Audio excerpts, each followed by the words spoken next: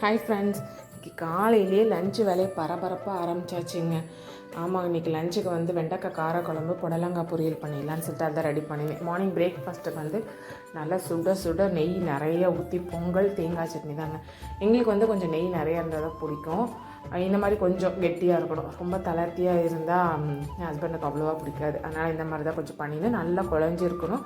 ஆனால் கொஞ்சம் கெட்டியமாக டேஸ்ட்டு சூப்பராக இருக்கணும். ஆனால் என்ன தான் நம்ம செஞ்சாலும் இந்த ஹோட்டலில் கிடைக்கிற பொங்கல் மாதிரி வீட்டில் வரவே மாட்டேங்குதுங்க. எப்படி தானே தெரியல. நெய்யும் நம்மளும் தான் நிறைய ஊற்றுறோம், ஆனால் அந்த டேஸ்ட் வீட்டில் கண்டிப்பாக வரமாட்டேங்குது. அதுக்கு ஏதாவது டிப்ஸ் இருந்ததுன்னா சொல்லுங்கள், நானும் ஃபாலோ பண்ணுறேன். மார்னிங் சமைக்கும் போதே பார்த்திங்கன்னா கிச்சன் மேடையெல்லாம் அப்படியே ஒரே கசன்னு இருக்க மாதிரி இருக்குங்க. சமைச்சு முடிச்சுட்டு நீட் பண்ணுறதா பெரிய வேலை. ரசம் இந்த மாதிரி கையில் கசக்கி விட்டு வச்சோம் அப்படின்னா அதோட டேஸ்ட்டே சூப்பராக இருக்கும். நீங்கள் இது மாதிரி தான் வைப்பீங்களா இல்லை வேறு எப்படி வைப்பீங்கன்னு சொல்லுங்கள், நானும் தெரிஞ்சுக்கிறேன். நான் இந்த மாதிரி தான் ட்ரெடிஷ்னல் மெத்தடில் தான் வச்சிட்ருக்கேன்.